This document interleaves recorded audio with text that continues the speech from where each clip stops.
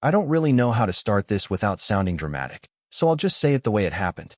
If someone told me a year ago that the most intense, confusing, magnetic relationship of my life would begin on a random Tuesday evening in a grocery store, with a woman I'd never met before and who ended up being 11 years older than me, I would have laughed in their face. I was 24, working part-time at a tech startup, finishing my last semester of college, and trying to figure out who I was supposed to be. My life felt like a draft version of something better that hadn't been written yet. And then I saw her. I was standing in the tea aisle, trying to look like a normal human being while deciding between chamomile and some overpriced, organic lavender detox nonsense. She walked past me, holding a small shopping basket, and for a second I swear the world lost sound. Dark hair loosely tied up, a soft gray coat, heels that clicked quietly on the floor, and this presence, like she was both tired and unbreakable at the same time. She wasn't just beautiful. She felt like someone who lived a real life. Someone who'd been through things. I glanced at her. She noticed, gave me a polite smile, not flirty, more like acknowledging I existed, and kept walking. I should have gone back to my tea. Instead, I swear something primitive in my brain whispered, "Follow her." Not in a creepy way, just my curiosity hooked into her like a fish. I ended up behind her in the self-checkout line. She struggled with the scanner, her fingers tapping the phone screen like she'd had a long day. "You have to hold it flat," I said before my brain could stop me. She looked up, really looked. Her eyes were warm but guarded. "Is that so?" she said. I helped her angle the barcode. It scanned instantly, and she exhaled in this quiet, relieved way that somehow felt more intimate than it should have. "Thanks," she said. "Technology hates me." "Same," I replied, though it wasn't true. I just wanted her to keep talking. She laughed, not loudly, but genuinely.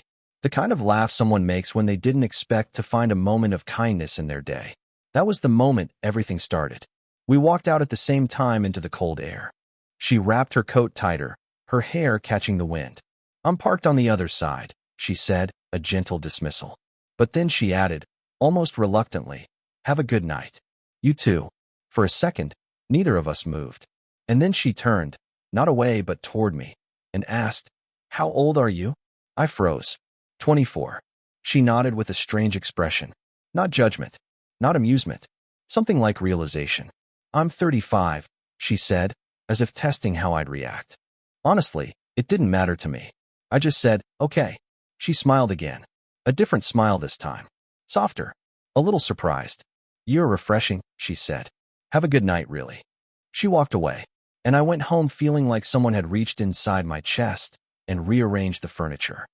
I didn't think I'd see her again. Normal life resumed. Work, classes, microwave dinners, my roommate playing video games until 2 a.m. But the memory of her kept slipping into my thoughts like a song stuck in my head. I didn't know her name, didn't know her job, didn't know if she lived nearby, but part of me wanted to. A week later, I saw her again. It was almost midnight. I was at a quiet cafe near campus, trying to finish a paper I'd procrastinated on. The place was mostly empty. I looked up, and she walked in wearing a black turtleneck and tired eyes, like the universe had decided to mess with me. She noticed me before I could pretend I hadn't seen her. "You again," she said, raising an eyebrow. "You sound disappointed." I didn't say that. She sat 2 tables away, ordered a tea, opened her laptop.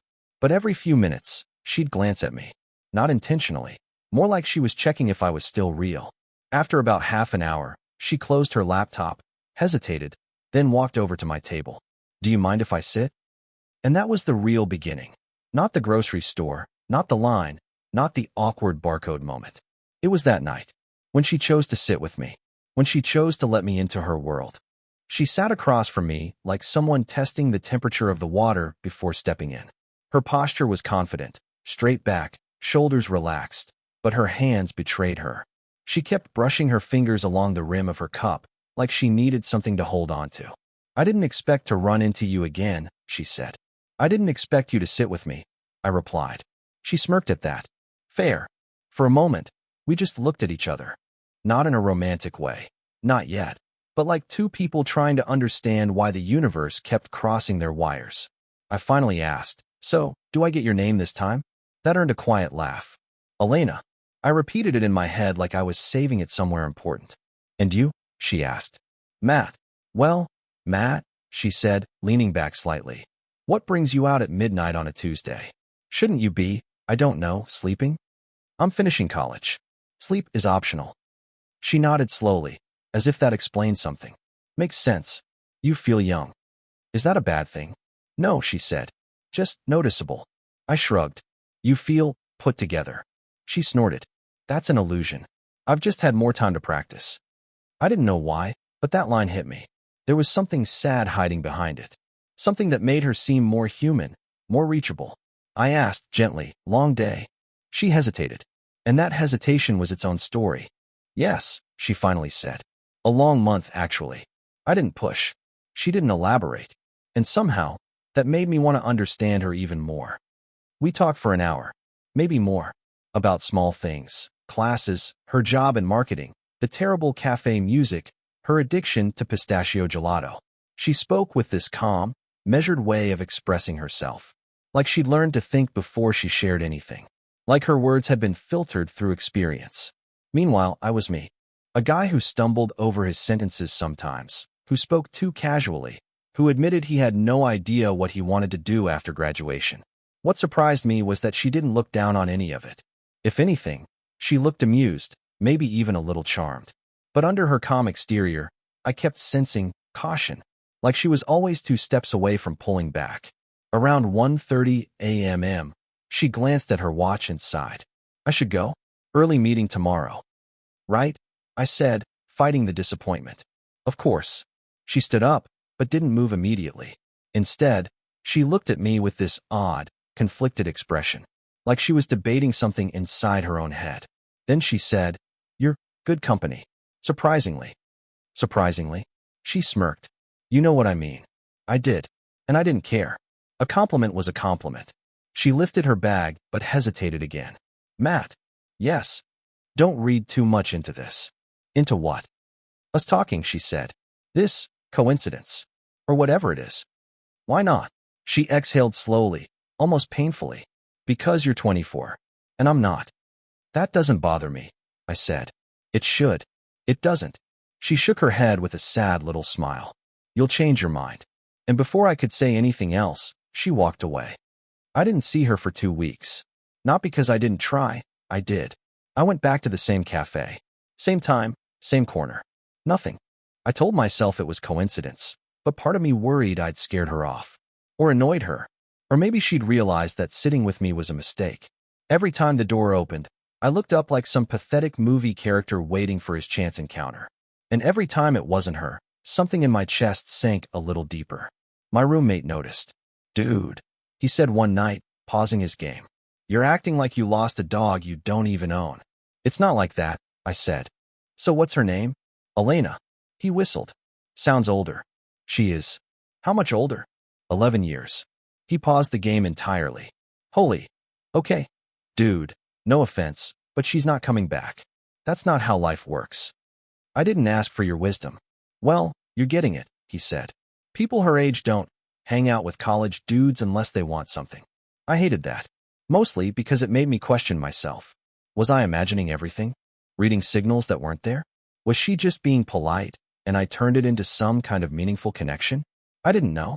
And then, on the 15th day, when I'd finally decided I needed to stop obsessing, stop hoping, stop checking the door every 5 seconds, she walked in. Same black turtleneck. Same tired eyes. Same soft confidence. She saw me immediately, and the look on her face wasn't annoyance. It was relief. She walked straight to my table. I shouldn't be here, she said. But you are, I replied. Yes, she whispered. She sat across from me. Matt, she said quietly, I need to be honest about something, and you need to listen carefully. But before she continued, she looked down at her hands, the same nervous gesture as before, and I knew whatever she was about to say would change everything. She didn't look up immediately. Her fingers kept tracing the seam of her sleeve, slow and deliberate, like she was bracing herself. The cafe around us felt strangely quiet, even though there were people talking, cups clinking, machines steaming. All I could focus on was her. Elena, I said softly. She inhaled, then finally met my eyes. I didn't come 2 weeks in a row because I was avoiding you. That stung, even though I suspected it. Why? Because I like talking to you, she said. More than I should. More than I planned to. She paused, and that scared me. I tried to smile, but something about her tone made my chest tighten. Why is that scary? Because, she said, choosing her words carefully, I'm not in a place in my life where I should be getting close to anyone, especially someone younger. I'm not a kid. You're young, she said gently. There's a difference. Does it matter? She closed her eyes for a moment, then nodded. More than you know. I leaned forward. Elena, if you want me to leave you alone, just say it. I'll respect that. That's not the problem, she whispered. The problem is I don't want you to. Her voice trembled. It was barely noticeable, but I caught it. Seeing someone as composed as her crack even a little felt like watching a skyscraper sway in the wind. She continued, I've spent the last few years building walls around myself. Strong ones. Necessary ones. And you're slipping through gaps I didn't think anyone would notice. I didn't know how to respond. I'd never been anyone's weakness before. So, she said, straightening her posture as if trying to reassemble herself. Before anything else happens, you deserve the truth. I nodded, staying quiet. She looked past me, somewhere over my shoulder, as if the memories were sitting there. I was married. My eyebrows lifted, but I waited. I was married for 6 years. We divorced 2.5 years ago. It wasn't messy on paper, but it was exhausting emotionally. I rebuilt everything from scratch, my job, my home, myself. And I promised I wouldn't let anyone in again until I was absolutely certain they wouldn't hurt me. Did he hurt you? She breathed out slowly. Not physically, not violently, but he made me feel small, invisible, easy to replace. I don't want to go through anything like that ever again. I get that, I said quietly. And I meant it. I didn't tell you this to scare you off, she continued. But because if you think this is some cute flirtation or some fantasy of being with an older woman, you need to know that's not what I'm offering. I don't think that. But you're 24, she repeated. Your life is still expanding. You're still figuring things out. New job, new experiences, new people.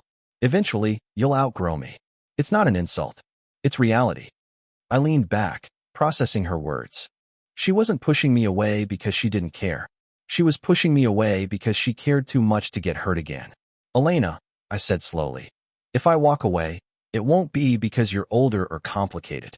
It'll be because you told me to, not because I want to. She shook her head with a sad smile. You don't know what you want yet. Maybe not, I admitted. But I know what I don't want. And that's pretending I didn't feel something the night we talked. Her lips parted like she wanted to deny it, but then she closed them again. That silence was my answer. A moment passed. Then she whispered, Why do you talk like this? Like what? Like you mean what you say. Because I do.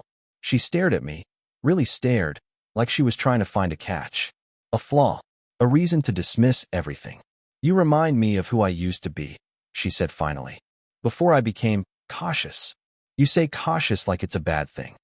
It's not, she said. It's survival. But I miss the version of me who didn't calculate every emotional risk. I didn't say anything. I felt like anything I said would break the moment. She exhaled. I need time. I need things to move slowly. No expectations. No pressure. That's fine, I said. You say that now, she countered.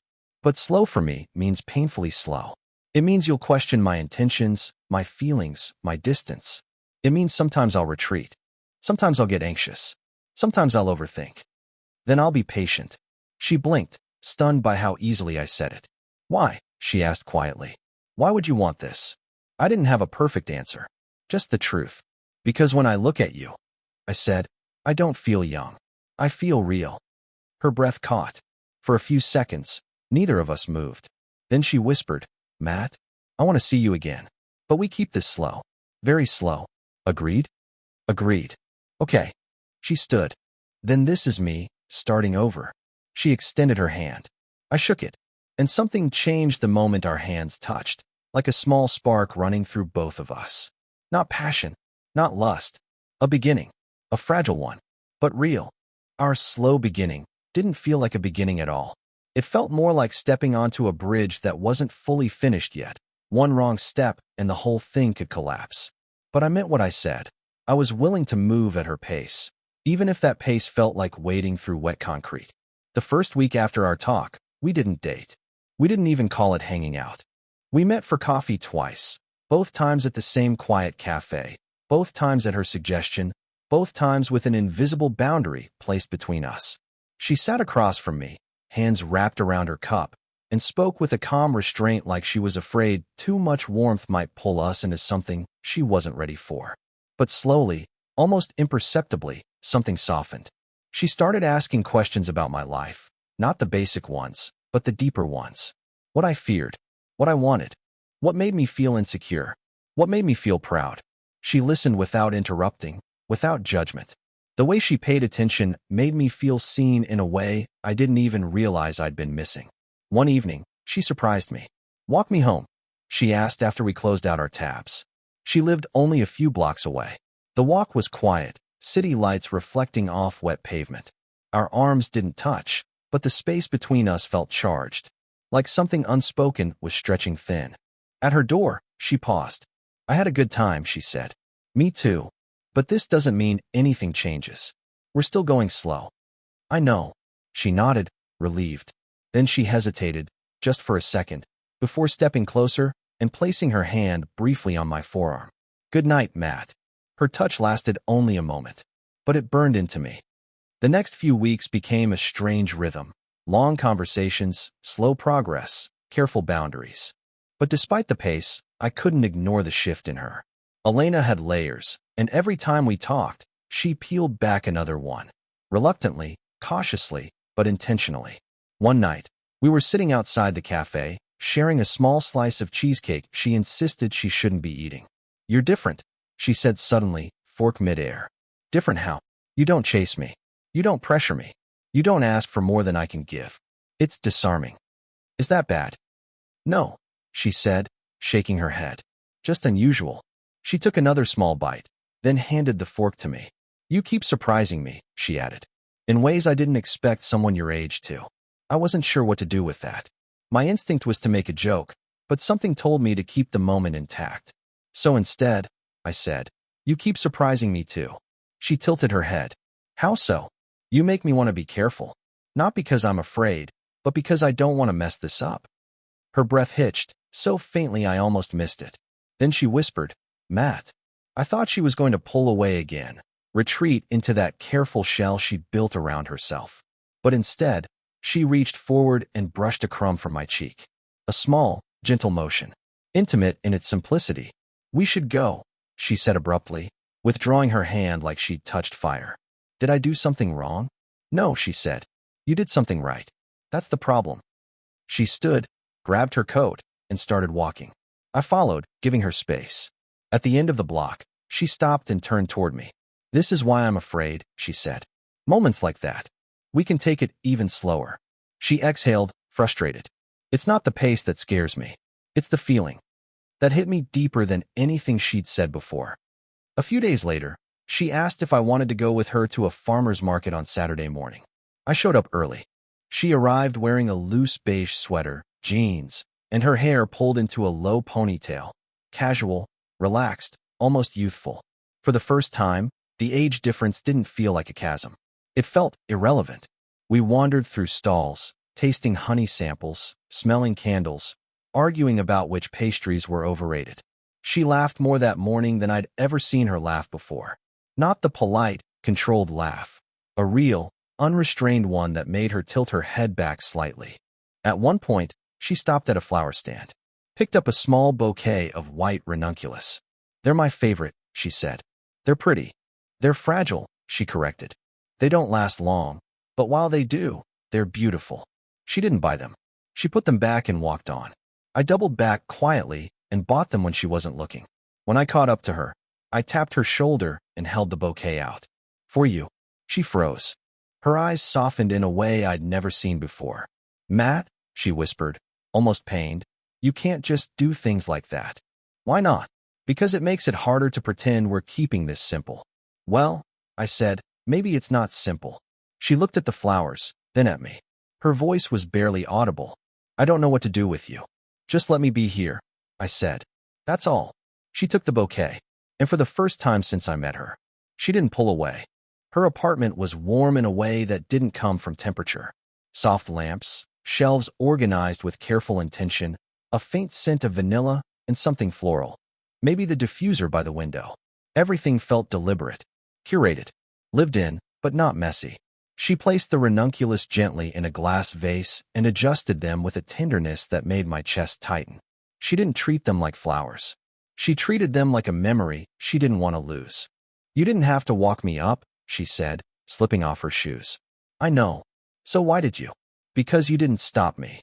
That earned a tiny smile, the kind she tried to suppress but couldn't. She moved to the kitchen. "Tea? Coffee?" "Tea's good." As she set water to boil, I wandered around the living room, hands behind my back so I wouldn't touch anything. The space felt like her, elegant but grounded, refined but warm. A stack of books on the side table caught my eye. Titles about psychology, communication, marketing, and one about healing after divorce. She noticed me glancing at it. "It's not what it looks like," she said. "What does it look like?" "That I'm broken." I shook my head. "I never thought that." She leaned against the counter. "A lot of people would." "I'm not a lot of people." She opened her mouth, thought better of whatever she was going to say, and turned back to the kettle. When she handed me a mug of green tea, our fingers brushed. It wasn't intentional, but the effect was immediate, like someone flipped a switch in the air between us. She pulled her hand back slowly, as if she'd touched something dangerous. But she didn't step away. "You're making this hard," she said quietly. "Making what hard?" "Keeping distance." "You asked me to go slow," I reminded her. "Not to pretend I don't like you." "And what if I like you too much?" she whispered. This time, I felt my pulse stumble. "You don't have to protect me from your feelings," I said. She laughed softly, not mockingly, but sadly. "You think it's you I'm protecting?" I didn't know what to say to that. And for a moment, the silence stretched dangerously long, like we were both standing on opposite sides of something that could turn into a kiss if either of us so much as breathed wrong. She took a half step back, breaking the spell. "Come sit," she said, gesturing toward the couch. I sat on one end, leaving space between us. She settled on the opposite side, tucking one leg underneath her. But distance meant nothing. Not when her eyes kept drifting toward me. Not when her breath hitched every time our knees accidentally brushed. We talked, really talked, for what felt like hours. About childhood, regrets, ambitions, fears we didn't admit to anyone else. She told me she almost moved states after her divorce, but stayed because starting over felt too heavy at the time. I told her I wasn't sure if I wanted to follow the career path my family expected or carve out something entirely different. At one point, I said something that made her laugh, so hard she covered her face, embarrassed. When she lowered her hands, her cheeks were slightly pink. She looked younger like that. Softer. "Your trouble," she said. "How?" "You make me forget I'm supposed to be careful." "And is that a bad thing?" "It could be," she replied. "Or it could be exactly what I need. I haven't decided yet." She reached for the mug on the table, but her fingers slipped, and it tilted slightly toward her. She caught it, but in the process, her hand brushed my knee. Not a light brush. A firm, intentional, very present touch. We both froze. She didn't pull away immediately. Neither did I. When she finally did, it was slow, deliberate, like her brain and her body weren't on the same page. "Matt," she breathed, barely audible. I said slow. "I didn't move," I whispered back. "That's the problem." Her voice was trembling now. "You don't even have to try." We held each other's gaze, and the air thickened again, this time charged, heavy, unavoidable. She looked at my mouth, just for a second, but enough to make every nerve in my body react. I didn't lean in. She didn't either, but the tension was a living thing in the room.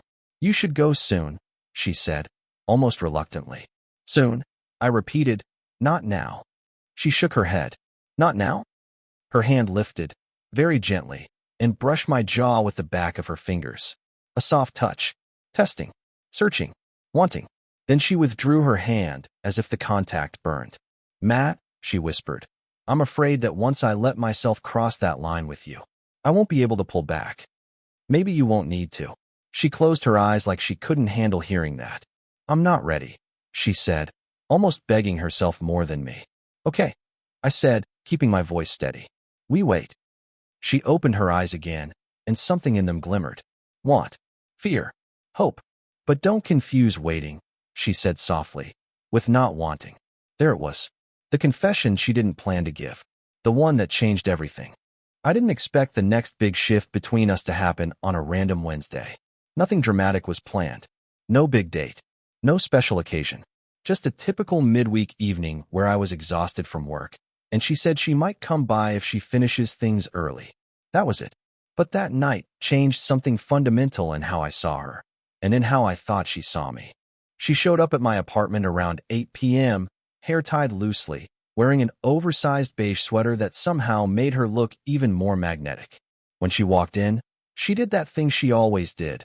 She inspected my place like she was mentally taking notes, then smiled like she was low-key proud of me for keeping it clean. We ordered takeout. Thai food. She stole my spring roll. She pretended she didn't. I pretended I didn't notice. And it felt domestic in a way that both comforted and terrified me.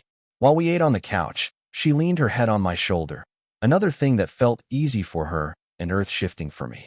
I kept thinking about the first time we met, how she felt distant and untouchable, like someone living in a more refined chapter of life. Now she was barefoot on my couch, asking me whether she should take a weekend pottery class. At one point, I zoned out, watching her profile illuminated by the warm lamplight. She looked peaceful, but her peace wasn't passive, it was intentional. Earned. Built from mistakes, heartbreaks, risks, and the kind of growth I hadn't reached yet. She caught me staring. "What?" she said, eyes narrowing like she already knew she'd caught me. "You just look happy," I said. "And that's weird," she teased. "No, I like it. A lot." She smiled, slow and warm, and something in my chest pulled tight. That was the first moment I thought, I'm in deeper than I realized. But the shift came later. After dinner, she got a message and her mood changed instantly. Her jaw tensed. She locked her phone like she didn't want me to see the notification. I didn't ask, partly because I wanted to respect her space, but also because I was afraid of the answer. Instead, she said she needed some fresh air. I followed her outside. The night was cool, the kind of early fall air that smelled like leaves and distant rain. She wrapped her arms around herself, staring at the dim streetlights. "It's not important," she finally said. "Just work things." She wasn't a great liar. Not with me. But I didn't push. I had no claim to her. No right to demand more. So I just nodded and stood next to her, letting the silence stretch between us. That's when she said something that knocked the air out of me. "You're easier to be around than most people in my life." I turned to her. "What do you mean? You don't expect me to have everything figured out. You don't treat me like I'm supposed to have all the answers just because I'm older." She exhaled, long and tired. "With you, I can just be." It was the most vulnerable thing she had ever said to me. I didn't know how to respond. I wanted to hold her, kiss her, tell her she didn't have to pretend around me. But I didn't want to spook her or make her regret the moment. Instead, I said the simplest thing that felt true. "I like you exactly as you are." Her expression softened, and she reached for my hand, something she hadn't done before.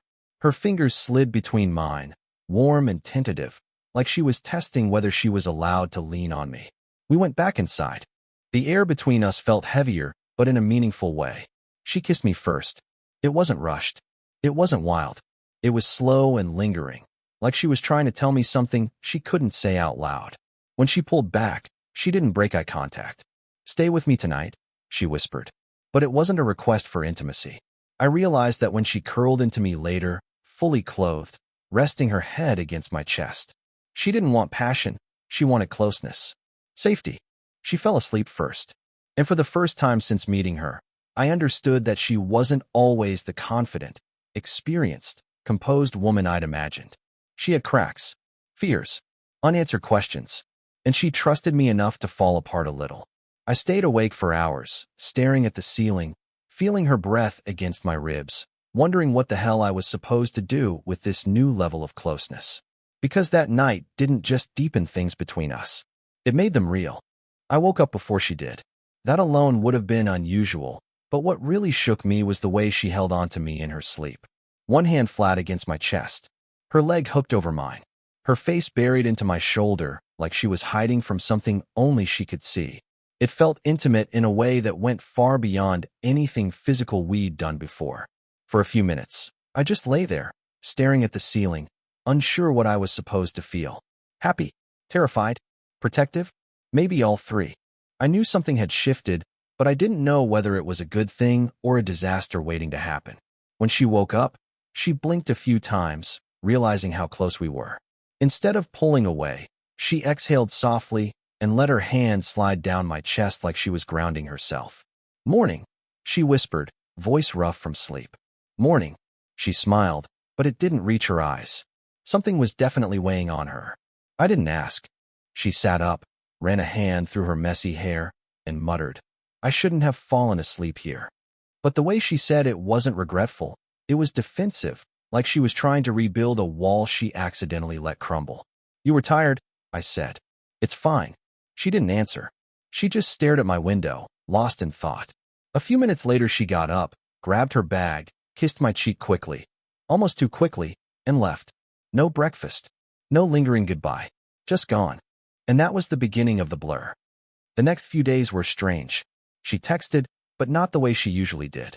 Shorter replies. Less teasing. Less warmth. Not cold, exactly, but careful. Controlled. I kept wondering if I'd done something wrong. Had I held her too tightly while she slept? Did she feel too exposed? Did she regret opening up? By Friday, I finally worked up the nerve to ask if she wanted to grab dinner. I expected her to say no. She said yes. But the energy was different from the moment she sat across from me at the restaurant. She wore a fitted black top and a blazer that made her look powerful, almost intimidating, like she was dressing up as the version of herself she wanted me to see. "So," she said after the drinks arrived, "how's work?" Her tone was polite, neutral, detached. I answered, but something in me deflated. We weren't talking the way we usually talked. No inside jokes. No lingering glances. No little moments of accidental intimacy. It felt like a business lunch. Halfway through the meal, she excused herself to take a call. When she came back, she forced a smile, but her shoulders were tense. "You okay?" I asked. She nodded. "Too fast." "Yeah. Sorry. Just work stuff." That same excuse again. When the food came, she barely touched hers. She kept fidgeting with her napkin, tapping her foot under the table, glancing at the door like she was waiting for someone. Not someone, something. A sign? An escape? I hated how insecure I suddenly felt. Finally, I couldn't take it anymore. "If I did something wrong, you can tell me," I said quietly. Her eyes snapped up to mine. For a second, her guard cracked. "Just a second." "You didn't," she said. "Really? It's not you." I believed her, but I also didn't. After dinner, we walked to her car. She crossed her arms, hugging herself against the breeze. "Thank you for tonight," she said, eyes down. "You're acting like this is the last time I'll see you." She looked up sharply. "It's not." "Then why does it feel like you're pulling away?" That landed harder than I expected. She blinked, swallowed, then looked away. "I'm not good at this," she said. "At letting people get close. I didn't mean to fall asleep on you. I didn't mean for things to feel bigger." "Is that bad?" "I don't know," she said honestly. "It's just dangerous." "For who? You or me?" "Both." She wrapped her arms tighter, like the admission chilled her. Before she could say more, a car drove by, breaking the moment. She stepped back, reached for her door handle. "Can we just slow down a little?" she asked softly. I nodded, even though my chest tightened. "Yeah, whatever you need." She hesitated, then leaned forward and kissed me. It wasn't passionate or heated. It was gentle, careful, almost sad. "I'll see you soon," she whispered. Then she got in her car and drove off, leaving me standing on the sidewalk with a strange mix of hope and dread twisting in my stomach. Because slowing down wasn't the scary part. The scary part was realizing how much I didn't want to. Slowing down sounded simple in theory. In practice, it felt like trying to hold a fragile object with oven mitts. Everything I did felt either too careful or not careful enough. I didn't want to pressure her. I didn't want to vanish and make her think I didn't care. I didn't want to misread the new boundaries she was trying to draw when even she didn't seem sure where they were. So I waited. 2 days passed. Then 3. Her texts were polite and surface level, like she was trying to keep things stable without letting anything deepen. I hated how much I checked my phone, how often I wrote a message, then deleted it, how much mental energy I spent trying to decode what she was not saying. On the 4th day, she texted, "Can we meet? I want to talk." My stomach dropped. Nobody sends that message because things are going great. We met at a quiet park near her place. Her idea, which already felt suspicious. She usually preferred indoors, cozy environments, places where she could control the atmosphere. Meeting outside meant she didn't want things to get intimate, or messy, or both. She was sitting on a bench when I arrived, one leg crossed neatly over the other, a light scarf around her neck, even though it wasn't cold enough for one. She looked composed. Too composed. Like she had practiced. I sat beside her. "You okay?" I asked. "Yes." She tucked a strand of hair behind her ear. "I just want to be honest with you. Nothing good starts with that sentence." "I'm listening." She took a steady breath. "I care about you. I don't want you to think I don't. But I also don't want to hurt you." "That sounds like you're ending things." "No," she said quickly. "Not ending. Just resetting." I frowned. "Resetting what?" She looked at her hands, clasped too tightly in her lap. "Us." The word hit me harder than I expected. Us. She had never used that before. Hearing her say it now, in a sentence about stepping back, felt like whiplash. "I've been stressed," she continued. "Work, family, some things I haven't told you about. And then that night at your place, it felt like everything sped up faster than it should have. I woke up and realized I was letting myself depend on you more than I should." "Why is that bad?" I asked quietly. She hesitated. "Because you're younger," she said. "And I don't want you to build your life around someone who's still trying to figure out hers." That stung. Not because it was insulting, but because it was so clearly coming from fear. "I'm not building my life around you," I said. "I just care about you." "I know. And that's what scares me." She leaned back, staring up at the branches above us. "You make me feel things I haven't let myself feel in a long time. Things I didn't plan for. I thought I could keep it casual, controlled, simple." She laughed under her breath. "Turns out I'm not as in control as I thought." Her voice cracked a little when she said that. I wanted to reach for her hand, but I forced myself not to. "What do you want?" I asked softly. She shook her head. "I don't know. I wish I did." Silence stretched between us, long, awkward, heavy. Then she said something that blindsided me. "My ex reached out." It felt like the bench tilted underneath me. "Do you want to get back with him?" I asked. "No," she said quickly. "Absolutely not." But it stirred things up in my head. Made me question whether I'm ready for something real. Something vulnerable. Something I can't control. "And you think that's what this is? Something real?" She turned to me, eyes soft and tired. "Yes," she whispered. "That's the problem." For a moment, we just looked at each other, the kind of look where 100 things are said without a single word. Then she added, "I need a little space. Not distance. Just room to breathe. Room to think."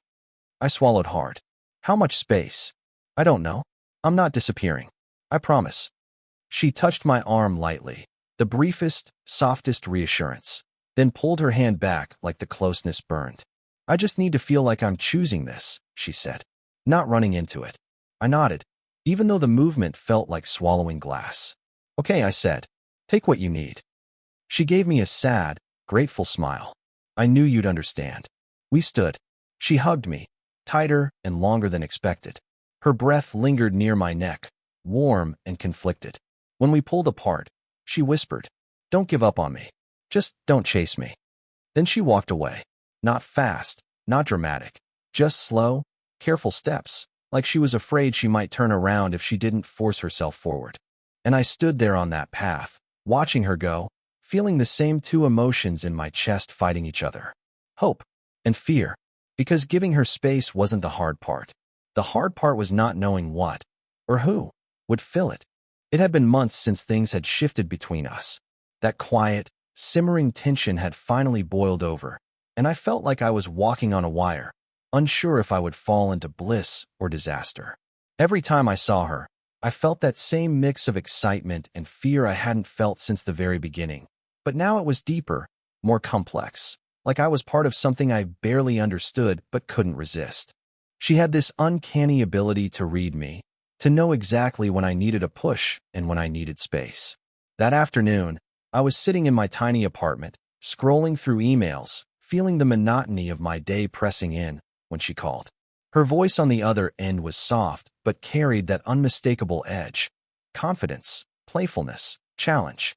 "I have a surprise for you tonight," she said. Just those few words sent a jolt through me. By the time I arrived at her place, my chest was tight with anticipation. She opened the door wearing that effortlessly stunning look she always seemed to pull off. Elegant yet approachable, professional yet sensual. The way she smiled at me made my stomach twist in a way I had never experienced with anyone else. I wanted to reach out, but she stopped me, holding up a hand. "Patience," she said, and that single word made my pulse quicken. The night unfolded slowly, deliberately. We cooked together in her kitchen, laughter spilling between us as we navigated chopping vegetables and spilling wine. I caught myself stealing glances at her, trying to memorize every curve, every subtle gesture. She leaned close to me under the pretense of showing me how to slice mushrooms properly, and I swear the air around us seemed to change. The proximity, the warmth, it was intoxicating. After dinner, we moved to the living room, the city lights spilling through the windows. We sat close on the couch, our shoulders brushing, a quiet rhythm building between us. She started talking about her day, her career, the struggles she'd faced, and I listened, completely absorbed. Her vulnerability struck me as something rare and precious. Then, without warning, she reached for my hand. It was such a simple gesture, but it felt monumental, like the first step across a bridge we hadn't acknowledged yet. Our conversation drifted to travel, adventures, dreams we'd never dared to chase. She shared stories of trips I could only imagine, and I told her about places I wanted to see. With every shared story, every laugh, every silent glance, the magnetic pull between us strengthened. I wanted to be close, yet I wanted to respect the slow burn, the delicate dance she orchestrated with such skill. Eventually, the tension became impossible to ignore.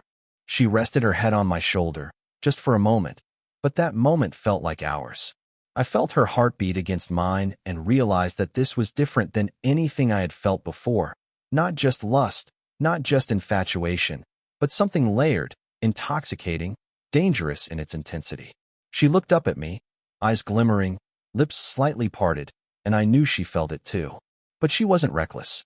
She didn't rush. She guided, coaxed, teased. Every touch, every whispered word, every glance was purposeful. She had this incredible ability to make me ache for her presence while also making me feel safe in it. And as the night stretched on, I understood something vital. This wasn't just about passion. It was about trust, curiosity, and a willingness to let ourselves be vulnerable without fear. When we finally paused, breathless and smiling, she whispered something that stayed with me. "The best things happen when you let go, but never forget who you are in the process." And there it was again, the lesson, the thrill, the intoxicating mix of desire and wisdom.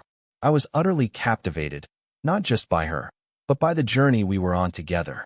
By the time I left, my mind was spinning, my heart full, and I realized that what we had was far from ordinary.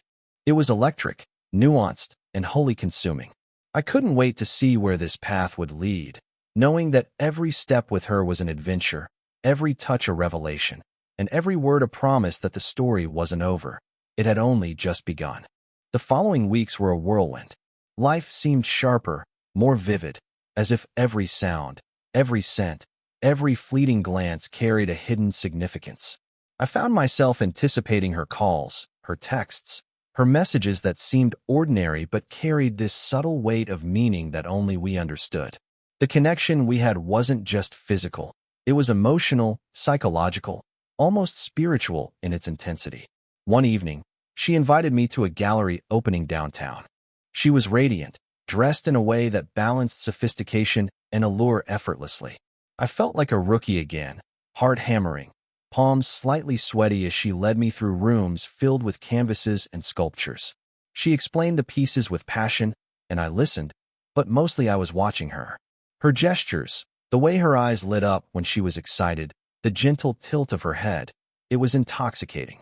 I realized then that part of what drew me to her wasn't just attraction, it was admiration. Later, we ended up on the rooftop of the building, the city lights sprawling beneath us. She wrapped a shawl around my shoulders, and we stood there in silence for a while, letting the hum of the city fill the spaces between us. Then, she leaned against me, and I felt that familiar pull, the quiet, deliberate tension that always made my heart race. Our conversation drifted to our pasts, our mistakes, the vulnerabilities we rarely shared with anyone else. There was an honesty between us that felt fragile and precious. We started planning a weekend getaway, something spontaneous. She had a knack for adventure that balanced perfectly with my carefulness. Driving up the coast, windows down, wind whipping through our hair, I felt alive in a way I hadn't before. She laughed at my nervousness when I tried to navigate winding roads, and I teased her about her overconfidence. By the time we arrived at a small seaside cottage, the tension between us was palpable, charged with unspoken promises. That night, we cooked together again, our movements synchronized, hands brushing accidentally, or maybe not so accidentally. There was a softness, a tenderness, and yet underneath it all, a raw, simmering desire. She caught me staring once, smiled knowingly, and said, "You don't have to hide it." I realized she could see everything. The way I thought, the way I wanted, the way I feared, but she accepted it, encouraged it even. The days blurred between laughter, long walks on the beach, quiet evenings talking about dreams, and stolen kisses that left us both breathless. I felt like I was discovering a new version of myself, someone bolder, more open, more alive. She encouraged me to embrace it, to trust myself, and to let go of the doubts that had held me back in so many ways. One evening, watching the sunset from the porch, she took my hand and looked into my eyes. "This," she said, gesturing between us, "is rare. Don't forget that." And I knew she was right. We were creating something delicate, complex, and beautiful, a relationship that defied expectations but thrived on mutual respect, attraction, and understanding. Returning home, reality seeped back in, but it was different now. I carried the warmth of those days with me, a constant reminder that passion didn't have to be reckless, that desire could coexist with care, and that intimacy was more than physical. It was a meeting of minds, hearts, and spirits. Back in the city, we continued to navigate the ebb and flow of life. Work, responsibilities, and ordinary stress tested us, but every challenge only reinforced the connection. We learned to communicate better, to anticipate, to forgive, to compromise. And through it all, that spark, the undeniable, magnetic pull, remained. Sometimes, late at night, I'd think back to the early days, to the first dinner, the first touches, the first moments when the world seemed to narrow down to just the two of us. And I realized that it wasn't just the passion that kept me hooked. It was the way she made me feel alive, seen, and challenged. It was the slow burn, the deliberate pacing, the trust that grew with each shared story, each laugh, each glance. By the time I sit back and reflect on our journey, I understand that what we have is rare. It's messy and thrilling, passionate yet tender, daring yet safe. And as I drift off to sleep, knowing she's probably thinking the same thoughts somewhere nearby, I can't help but smile. Because in this world of fleeting encounters and shallow connections, we've found something extraordinary, something worth holding on to, exploring, and cherishing. And even though I don't know exactly what tomorrow holds, I'm certain of one thing. This story, our story, isn't over. It's just beginning, and I can't wait for the chapters yet to come.